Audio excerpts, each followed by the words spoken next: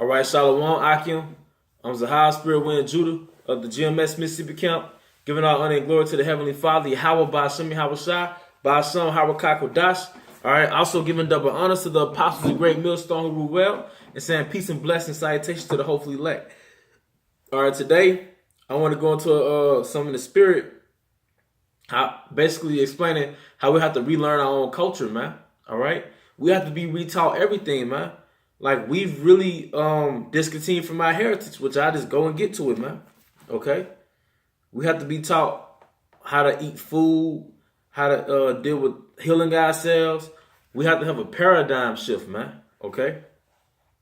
All right, so I'm going to get Jeremiah chapter 17, verse 4. It says, "And thou, even thyself, shall discontinue from thy heritage that I gave thee, and I will cause thee to serve thine enemies in the land which thou knowest not. For ye have kindled a fire in my anger, which shall burn forever."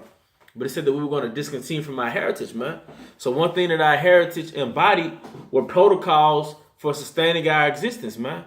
Whether it was protocols for dealing with women, protocols for dealing with more than one woman, which, you know, that's not really beneficial on this side. But we had protocols for healing ourselves. We had protocols for dealing with agriculture, okay? We had protocols for dealing with each other. And that's embodied in our heritage called the law, statutes, and commandments. So on this side, now we have to put our emotions aside and learn how to deal with the things that I just mentioned through the spirit of Yahweh Ba'ashem Yahweh Shai. And that's part of returning into our culture. So from there, I'm going to get 2 Corinthians, I believe it's 5 and 17. All right? 2 Corinthians chapter 5, verse 17. "Therefore, if any man be in Hamashiach, he is a new creature. All things are passed away. Behold, all things become new." But it said, if any man be in Hamashiach, he is a new creature, man. Okay? If any man be in Hamashiach, he's a new creature. So what does it mean? We have to be born again, man. All right, we have to be born again. We have to be retaught everything. So even if you've been in the truth for some years, if you just start dealing with a woman, you got to learn how to deal with that woman according to the word, man. You can't deal with her how your dad told you how to deal with the woman if it's not consistent with the word. You can't deal with her how your OGs or how the guys taught you or how black culture taught you to deal with the woman. You know, it's a balance in the dealing with the women. It's a balance to conducting yourself in this truth, man. All right. So from now I'm going to get Matthew chapter 18. All right. Matthew chapter 18, verse 6. "But whoso shall offend," nope, I'm going to start up. Matthew 18 and 1. "At the same time came the disciples unto Yahweh Shai, saying, Who is the greatest in the kingdom of heaven? And Yahweh Shai called a little child unto him and set him in the midst of them, and said, Verily I say unto you, except you be converted and become as little children, you shall not enter into the kingdom of heaven." And this is a problem that a lot of brothers have, man. And a lot of brothers had that, you know, they might have lost their place. They might have been kicked out of a camp, you know, just being honest. But the reason why, because they didn't allow themselves to be retaught. First of all, they didn't do away with the old man. In order to be a new creature, you have to crucify that old creature. That's part of being born again in this truth, man. And that's going to be manifested through watching the apostles of Great Millstone, not missing the discourse of the elders, watching the elder brothers' camps or other brothers, period, their camps. All right, going through experiences and filtering those experiences by way of the word. All right, because that's how you're formed. You're formed by way of your experiences. You're formed by way of your corrections, man. All right, you're made right by way of your corrections. That's what the word correct means. Co means to, rect means to make right or rectify, to make straight. So the way that we become upright or rectified is by way of correction, instructions, so on and so forth. All right, but it's only possible if you don't resist that, man.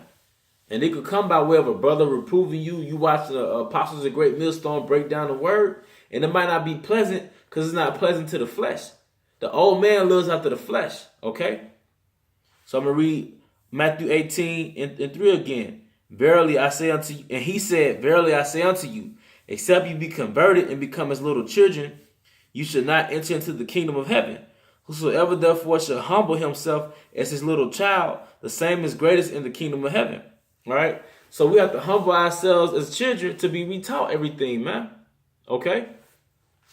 So from there, I'm going to get Isaiah. All right, the book of Isaiah. And these are simple scriptures. You know, I'm rolling with the simple arsenal, man. But it's simple, but it's effective. All right? Isaiah 30 and 20. And though the Lord give you the bread of adversity and the water of affliction, yet shall not thy teachers be removed into a corner anymore, but thy eyes shall see thy teachers. So although we've gotten the bread of affliction, the water of adversity, we're going to see our teachers that's going to reteach us everything, man. All right, verse 21. And thy eyes shall hear a word behind thee saying, this is the way, walk ye in it, when you turn to the right hand and when you turn to the left. So we're going to hear a voice in our ear telling us by way of the scriptures, it's going to be the scriptures that tells us these protocols, man. Tells us how to orient ourselves in this foreign land according to the Most High and not according to nigger culture or American culture, man. And that's a beautiful thing. That's part of embracing our heritage is dealing with everything according to the scriptures. All right? That's why, you know, I got the incense burning. Brothers can see the smoke, but that's a frankincense incense. But that's part of our heritage. We actually had incense raisins, man. All right, we actually burnt incense. That's part of our heritage. And it's a pleasant aroma to the Most High. That's why it's mentioned several times in the scriptures. That's why I have a plant, man. All right, you could probably ascertain that we had plants in the temples. Okay, that's part of our heritage. That the natural world, that's part of our heritage, man. Okay, and it just sort of sets the ambiance, sets the spirit, man, for this particular lesson. All right, and so on and so forth, man. That's part of our heritage, man. All right, our heritage is not about having a bunch of unnecessary material things. But if those are your goodies after you play your tights, then who can judge you on that? That's no law, no sin. All right. And finally, I'm going to get the book of Baruch, which is a very good book. See, and I say we because we all fight, man. Satan's trying to get us out this truth, man. All right, we're going to be tempted with a lot of things, but we got to stay amongst ourselves and stay immersed in His Word, man. Okay, but I'm going to get the book of Baruch, chapter 2, verse 30. For I knew that they would not hear me, because it is a stiff-necked people. But in the land of their captivities, should they remember themselves. So what does it mean to remember ourselves? Yeah, we're going to remember that we're Hebrew Israelites. We're going to remember our national origin and that we have a national origin besides being the color black. But we're also going to remember the protocols on how to do things, how to eat food, how to deal with each other as brothers. All right. What's the protocols for handling conflicts according to the scriptures? All right. What's the protocol for dealing with your woman? All right.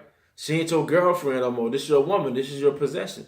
But how do you deal with that according to the scriptures and have that balance to do it in Babylon? All right. The protocols on how to eat. Do you just go, okay, no law? We know no law, no sin. So brothers eat chicken. But is it conducive to eat fried chicken? All right. Every day. Okay. We know the protocols for healing ourselves because the Most High is revealing to brothers how to deal with the herbs, how to detoxify the body. That's part of remembering ourselves, man. We know not to, going back to women, not to just deal with women according to the flesh and judge her value based on her looks, but how she could be an asset to you on this side, man. How she could be an asset and how she could benefit you, man. Okay? How to deal with scoffers, how to deal with opposition, how to deal with enemies, how to deal with coworkers, how to deal with supervisors. We know that by way of the word and not by nigger culture. And it's easier said than done. You can read these scriptures all day, but unless you humble yourself and become as one of these little ones, you should not enter into the kingdom of heaven. So you have to do away with how you would have done something prior to coming into this truth, man. And that might be one of your demons. That might be a temptation in itself, but you have to acknowledge it and grow, man. All right. Part of growing is acknowledging what's stunting your growth, man. But with that, I hope you brothers are edified. I'm not going to prolong it. I want to give all honor and glory to the Heavenly Father, Yahweh, Ba'ashem, Yahweh Shai, Ba'ashem, Rukako Das. Give double honor to the apostles, the great millstone, rule well. And once again, saying peace and blessings to the hopefully elect. To the next lesson, Shalom.